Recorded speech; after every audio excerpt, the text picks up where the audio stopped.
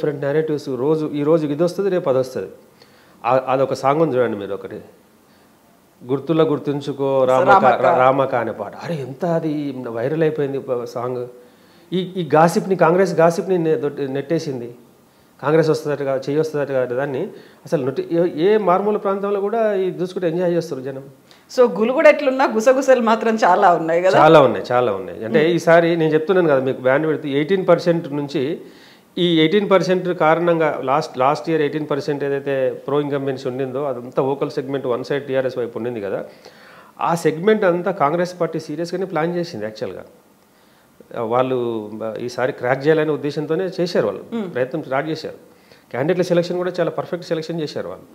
అంటే ఈ పాత బ్యాచ్ని తీసేసి రిసోర్స్ఫుల్ పర్సన్స్ని తీసుకురావడము, కొద్దిగా డిఫరెంట్ పర్సన్స్ని ఫీల్డ్లో డిప్లాయ్ చేయడము, పోల్ యాక్టివిటీని హ్యాండిల్ చేయడం, ఇవన్నీ చేశారు. కానీ వాళ్ళు ఏదైతే ఫస్ట్ స్టార్టింగ్గా గాసిపింగ్ని క్రియేట్ చేసేసి డైరెక్ట్ కాంగ్రెస్ చేయొస్తుంది, మార్పు కావాలి అని చెప్పేసి అంటున్నారు కదా. మార్పు అనే సబ్జెక్ట్ మీద ఇంకోటి డిఫరెంట్ డిస్కషన్ వస్తుంది. ఏం మార్చాలి, మార్పు అంటే ఏం మార్పు కావాలి అంటే, అంధకారం వైపు నుంచి చీకటి వైపు మార్పు కావాలన్నా, చీకటి వైపు నుంచి అంధకారం వైపు కావాలన్నా? జనం ఏమంటున్నారు, ఈ పదేళ్ల కాలంలో టీఆర్ఎస్ ప్రభుత్వానికి ప్రోగా మాట్లాడట్లేదు. Though they have a leakages. Yes, I do agree with the progressive democratic పర్సనాలిటీగా నేను కూడా అంటే ఇట్లాంటిది రావాలి, కాంపిటేటివ్ స్పిరిట్ ఉండాలి రాజకీయాల్లో. డ్రాబ్యాక్స్ కూడా ఉన్నాయి ప్రభుత్వం. కాంగ్రెస్ టీఆర్ఎస్ పార్టీకి ఎన్ని డ్రాబ్యాక్స్, మస్తు డ్రాబ్యాక్స్ ఉన్నాయి. బై అండ్ లార్జర్ స్పెక్ట్రంలో మనం చూసుకుంటే, స్టేట్ పర్స్పెక్టివ్ చూసుకుంటే కొంత మంచిగా అనిపిస్తుంది, కానీ కొన్ని లీకేజెస్ కూడా ఉన్నాయి. ఆ అంశాలే లేకుండా, ఎన్నికల డిస్కషన్లు లేకుండా సిల్లీ థింగ్స్ అన్నీ వాళ్ళు ఏం మాట్లాడుతుంటే, నేను చెప్తున్నాను లోపలికి వెళ్ళి మాట్లాడుతుంటే, ఆ నెరేటివ్స్ విషయంలో మాట్లాడుతుంటే పైన మాట్లాడినప్పుడు చెయ్యి అంటారు, డీప్కి వెళ్ళేసరికి నేను కార్కి వేస్తామంటారు. ఏంది ఇది గమ్మత్ అయిన విషయం అని అంటే, ఆయనే రావాలి సార్, ఇక అక్కడ స్టార్ట్ అవుతుంది చర్చ. ఎందుకు రావాలి ఆయన ఎందుకు రావాలి, వీళ్ళకి ఎందుకు వేయకూడదు, వాళ్ళకి ఎందుకు వేయాలి. ఇంకా ఈ సెగ్మెంట్ నేను 18 నుంచి 7కి వచ్చింది కదా పర్సెంటేజ్. ఈ 7% నా బ్యాండ్ విడతల అప్పుడు 18% ఉన్నప్పుడు 30, 40, 50s మెజార్టీస్ వచ్చినాయి. ఇప్పుడు ఈ 7% బ్యాండ్ విడతల మనకు 10,000 మెజార్టీ ఒక రిమార్కబుల్ మెజార్టీ. ఇప్పుడున్న పరిస్థితి ఏ పార్టీ గెలిచినా 10,000 మెజార్టీ ఒక రిమార్కబుల్ మెజార్టీ, గౌరవప్రదమైన ఓటు. దానికి మించి ఇక 1000-2000 కొట్లాడుకుంటూ దాదాపు 25-30 సీట్లు ఉంటాయి. 1000-2000 కొట్లాడుకుంటాను. అంటే పరిస్థితి చూస్తే స్లోప్ ఎట్టుదిక్కుంది అనేది మాకు క్లారిటీ ఉంది, క్లియర్గా మాకు క్లారిటీ వచ్చేసింది, ప్రజలకు క్లారిటీ వచ్చేసింది, పార్టీలకు క్లారిటీ వచ్చేసింది. రామ్దల్లా ఈ పైన ఉన్న సెగ్మెంట్ ఒకటి ఉంది, ఆ సెగ్మెంట్కి రాలేదు. సో ఇప్పుడు 119 నియోజకవర్గాల్లో మనం బీఆర్ఎస్ అండ్ కాంగ్రెస్ గురించి మాట్లాడుకున్నాం. Then what about BJP and BSP కూడా 119 నియోజకవర్గాల్లో పోటీ చేస్తుంది.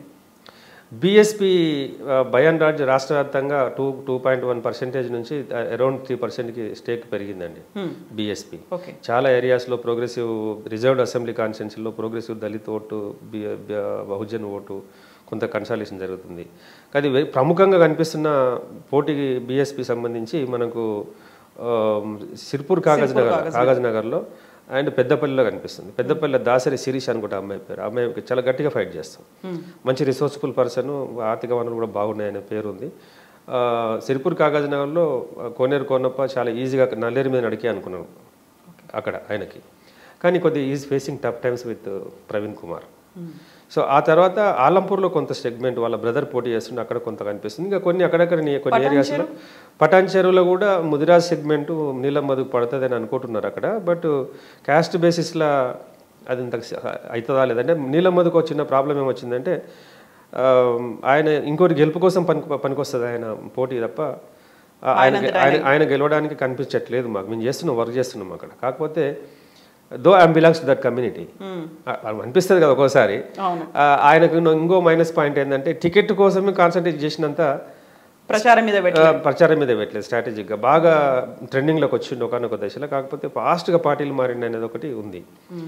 సో అది కూడా మరి ఏమైతే తెలియదు. బట్ ఆయన పార్టిసిపేషన్ ఒక వ్యక్తిని గెలిపిస్తుంది. And BJP stake is very much there in Nizamabad and Adilabad belt అండి. Part of Karimnagar, Nizamabad and Adilabad. అక్కడ కాంగ్రెస్ కనిపించదు మీకు. నిజామాబాద్ ఆదిలాబాద్ బెల్ట్లో కాంగ్రెస్ కనిపించదు. సో మీకు ఆదిలాబాదు, నిర్మలు, ముధోలు, బోతు, ఖానాపూరు ఈ బెల్ట్లో కనిపిస్తుంది బీజేపీ. అండ్ నేను ఇంతకుముందు చెప్పుకున్నా మనం ఆసిఫాబాద్ మన సిర్పూర్ కాగజ్ నగర్లో కూడా పాల్వాయి హరీష్ ఆయన కూడా ట్రెండింగ్లో ఉన్నాడు. ఇద్దరు పేరెంట్స్ ఎమ్మెల్యేలుగా చేశారు. వాళ్ళ ఫాదర్ పాల్వాయి పురుషోత్తమరావు గారు అని ఆయన ఎక్స్ ఇది ఉండే ఆయన సాడ్ పాసెస్ కారణంగా వాళ్ళ మదర్ ఒక 1 టర్మ్ చేశారు, ఇంటరీమ్ టర్మ్ చేశారు. తర్వాత ఆయనకు మంచి రికాలింగ్ ఉంది. కాకపోతే కోనప్ప లాంటి నాయకత్వం very mass leadership. Konappa strategic and mass leader. ఆయన ముందర నిలబడలేకపోయాడు. బట్ ఈసారి ఆ బెల్ట్లో లేచిన బీజేపీ ట్రెండ్ కారణంగా ఆయనకి ఏమైనా ఓట్ షేర్ పెరుగుతుందేమని అనుకుంటున్నాను నేను. But still it is in favour of BRS. Praveen and BJP BRS fight చేస్తుంటే అక్కడ మీకు ఆ బెల్ట్ ఏంటంటే ట్రైబల్ బెల్ట్లో ఈ ఆదివాసీల సబ్జెక్టు ప్లస్ పోడు భూముల ఇష్యూ పెద్దగా ఉంటుంది. పోడు భూముల గురించి కొన్నప్ప ఓన్ చేసుకొని ఫారెస్ట్ అధికారులను కూడా కొట్టిండు ఆయన. ఆ కేసు వెయిట్ చేస్తూ ఉన్నాడు.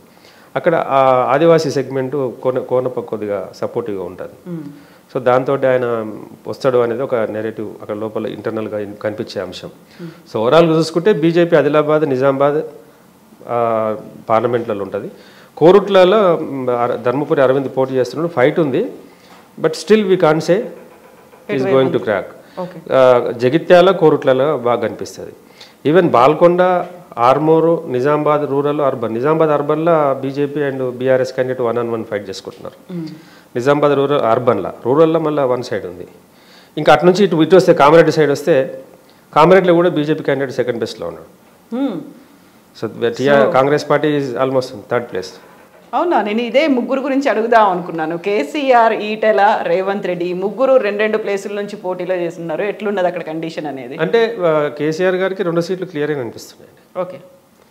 అండ్ ఈటెల రాజేందర్ గారు లాస్ట్ టైమే మేము పనిచేసాం. ఈటెల రాజేందర్ గారు చాలా వెరీ క్లోజ్గా పనిచేసాం మేము. అప్పుడే ఆయనకు పబ్లిక్ మ్యాండేట్ ఇచ్చింది ఏంటంటే ఈసారికైతే ఓటేస్తాం, ఒక్కసారికైతే ఓటేస్తాం అన్నారు. అప్పుడు అందరు కామన్గా మాట్లాడిన మాట ఇది. మరి ఆ సారి ఒకసారి కొట్టేసి ఈసారి రెండోసారి చేస్తారా వేయరా మనకు తెలియదు. But situation is tough. Okay. And Revanth Reddy 2 సీట్లలో కూడా కొద్దిగా నాకు కామారెడ్డి మీకు తెలిసిందని నేను చెప్పాను. ఇప్పుడు అవును కోడంగల్లో there is a tough fight. But anomaly వచ్చేసి వెరీ టఫ్ అనుకొని చెప్పవచ్చు. అది వెరీ టఫ్ అని చెప్పవచ్చు. But we cannot roll it out. So either of them. But కొంత ఏజ్ అధికార పక్షం వైపే ఉండడానికి ఆస్కారం ఉంటుంది అక్కడ. ఎందుకంటే చాలా రోజుల నుంచి బాగా గ్రౌండ్ వర్క్తో పనిచేస్తున్నారు వాళ్ళు. రేవంత్ రెడ్డి రాష్ట్రాన్ని భుజాన్ని వేసుకున్నాడు కాబట్టి ఆయన టైం అంతా is giving most of time అంతా పక్కా ప్రచారం లేదు, అన్ని భుజాన్ని వేసుకుని పనిచేస్తున్నాడు కాబట్టి ఆయన అక్కడ పని చేయలేకపోతున్నాడు. ఆయన పని చేయకపోవడం కారణంగా ఏమన్నా చేంజ్ వస్తుందా?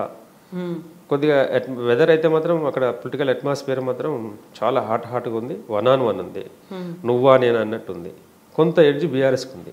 ఓకే. నరేందర్ రెడ్డికి వర్సెస్ రేవంత్ రెడ్డి మధ్యలో. ఓవరాల్గా ఇప్పుడు 119లో ఎవరెవరికి ఎన్ని సీట్లు అంటే ఎన్ని ఉన్నాయి అది చెప్పొద్దండి. మేము అది విషయాలు చెప్పకూడదు. అంటే ఎందుకంటే మీకు చెప్పాను కదా నేను, మీకు పోయినసారి ట్రెండ్ లాగానే కనిపిస్తుంది. ఓకే. పోయినసారి బ్యాండ్ విడ్త్ చాలా గొప్ప బ్యాండ్ విడ్త్ 18.44%. ఓకల్ సెగ్మెంట్ అంతా బీఆర్ఎస్ వైపు ఉన్నది, నాన్ ఓకల్ అంతా కాంగ్రెస్ వైపు. వాళ్ళు సైలెంట్గా ఉన్నారు. ఈసారి అది పరిస్థితి రివర్ట్ అయింది. ఒకటి ఆ ఓకల్ సెగ్మెంట్ బీఆర్ఎస్లో ఓకల్ సెగ్మెంట్ భయం కావాల్సింది. చెయ్యి అంటారు కదా, ఏంది ఇది నిజంగా నా చెయ్యి వస్తుందా, వస్తే కష్టం కదా, ఇట్లాంటి భయంలో ఉన్నారు. ఇటుపక్క వచ్చే కారు మార్పు వచ్చే కారు అని ఇట్లాంటి సెగ్మెంట్. ఈ ఓకల్ సెగ్మెంట్ డిస్కషన్ కారణంగా వీళ్ళు పెద్దగా కనబడుతున్నారు. But number is meagre. So vocal segment, original segment ఈ రెండింటి మధ్యలోనే ఉంటుంది. ఇప్పటికి మాత్రం కొంచెం డైసీగా వాళ్ళు ఉన్నట్టు కనిపిస్తున్నారు, కానీ క్లారిటీ అయితే ఓటర్ క్లారిటీ ఉంది. ఓటర్ పైన ఆయనే వస్తాడే, కింద కష్టం అంటాడు. ఎందుకు కింద కష్టం అంటే మళ్ళీ మేము ఆయనకి వేస్తాం కానీ చేయంటారుగా ఓకే అంటాడు. సో ఓవరాల్గా మనకు ఒక 1 వీక్ టైం ఉంది కాబట్టి ఈ 1 వీక్లో ఇంకేమైనా మార్పులు కానీ పోల్ మేనేజ్మెంట్ కానీ డిసైడింగ్ ఫ్యాక్టర్స్. పోల్ మేనేజ్మెంట్ గురించి అనైతికం అండి, మేము మాట్లాడలేము. అది పోల్ మేనేజ్మెంట్ అంటే ఒక నెగిటివ్ కనెక్టేషన్ ఉంది మా సమాజంలో. పోల్ మేనేజ్మెంట్ డబ్బుల పంపిణీ గురించి రాజకీయాల్లో మేము ఎథికల్ ప్రాక్టీస్ చేసే మాలాంటి వాళ్ళు డబ్బుల పంపిణీ గురించి మేము ఎంకరేజ్ చేసినట్టు డిస్కరేజ్ చేసినట్టు మాట్లాడలేము. బేసికల్గా పోల్ మేనేజ్మెంట్ అంటే పోలింగ్కి జనాన్ని తీసుకెళ్ళేందుకు ఆర్గనైజ్ చేసుకోవడానికి పోల్ మేనేజ్మెంట్ అంటారు. దానికి అన్ఫార్చునేట్లీ వేరే కొత్త కథ ఆపాదించబడింది, అర్థాలు మారిపోయినాయి.